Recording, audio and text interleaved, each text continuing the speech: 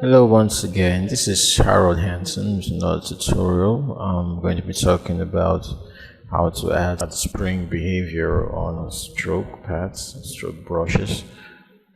Okay, the first thing you want to do on this character is you want to make sure you have the portion of the head that you add the strokes to selected, separate from the head, or you could just still be on the head. But then you have to make it paintable. In paint effects, if you don't make the surface paintable, you won't be able to use it. So we can make it paintable from here. Going to go on the generates, and down in paint effects we see make paintable while the object is selected, and now I can draw on this object here. That's the scalp, or where I want my hair to be. I'm just going to use a dummy hair, not a real hair, so that's something good. Okay, now I want to get brush. Let's go generate and get brush, and then the content browser opens. Let's put it here in the side panels and reduce the size. Okay, the content browser is where the paint effects brushes can be gotten. So I'm just going to look for hair, and it's real a good hair. I'm not going to do something too complex, just something simple. So I'll just pick this blonde hair, something long, so we could actually see the movements. Then I'm going to increase my brush, holding down the B key and use my left mouse to drag. And then I can paint the hair, and the hair appears on the paintable surface. Okay, so just gonna go around and paint it. Remember, I'm not doing something artisan here. I'm just trying to show you how to add spring effects. So I'm not going into much detailing or detailed art here, just to achieve the result of this tutorial.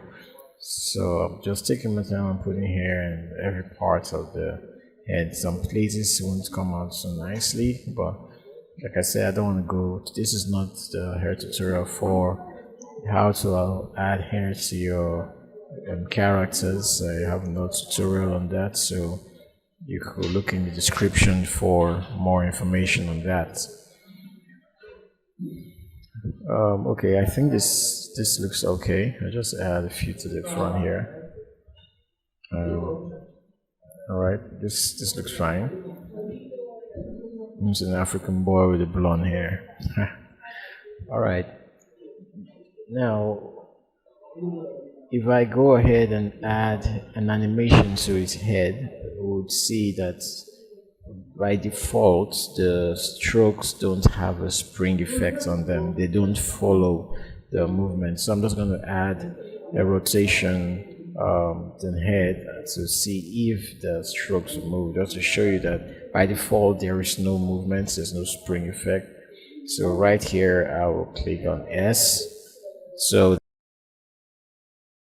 I could turn the head. So I'll move forward in time and turn it to the,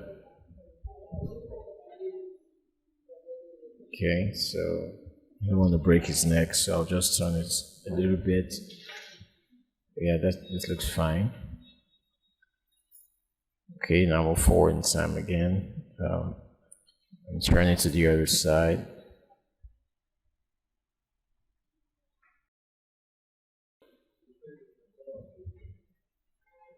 Okay, just turn it a little bit more. Right, that looks fine. Don't want to snap his head out of his neck. Okay, then I'll bring this back.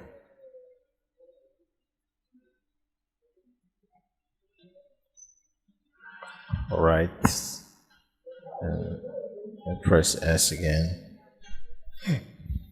Then I think I'll raise the head up or bend the neck backwards. Yeah, not too much though. We don't want to snap his head. Okay, yes. And forward in time and bring it back forward.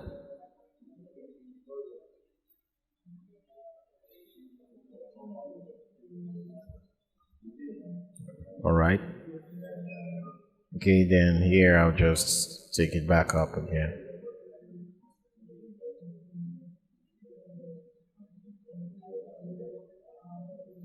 So just a simple animation that we just want to show how to add the spring effect on your strokes.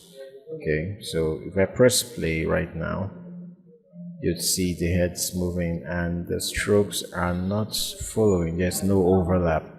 There should be an overlap when the head moves. Okay, so but right now the strokes are static. They are just attached to the head. There's no spring effect on them. All right, in order to add spring effects, we have to select all the strokes. Okay, good. Then on the generate, we're looking for brush animation and make brush spring. Okay, now you can see when I play, the stroke are moving along with the hair. Okay, there's that overlap, even though it's looking crazy here. I think I'll just adjust some of my playhead settings. I just installed this software. I haven't made any settings yet. Okay, so just scrub through a bit. Oh wait, hold on. Let me increase the settings on the range, and timeline of the range. Okay, so I'm holding shift and I'm left to drag in to select all the keyframes, and I'm dragging them out to extend them with the same spacing, as in with equal spacing. I talk about this more in my animation tutorial in the timeline. So yeah, I'm just going to increase the range to 200. I'm going to extend it a little bit more so that the animation is a little bit slower. Okay, then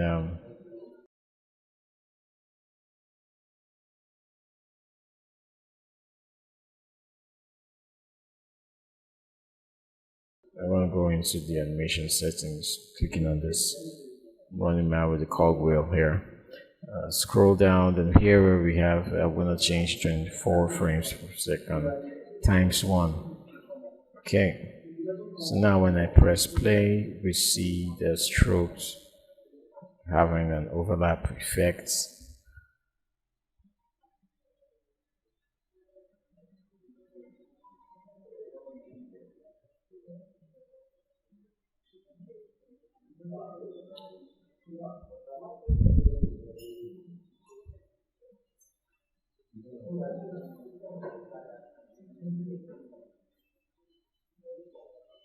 Okay, so with a little bit more detailing and precision, we can make a better animation.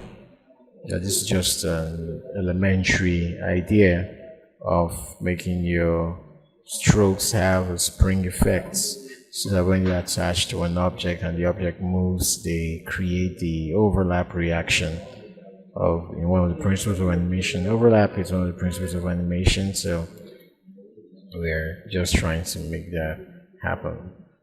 Okay, so if you want to make adjustments to the spring, you just click, it's still in the settings here, and you can tweak with all those attributes here to whatever you feel like this 0.3, you can make 0.5, you can make 0.1, depending on the choice you have for your animation. So I'm not going to do that in this video, so it's just supposed to be a quickie video. So I'll be seeing you in the next Maya Quickie.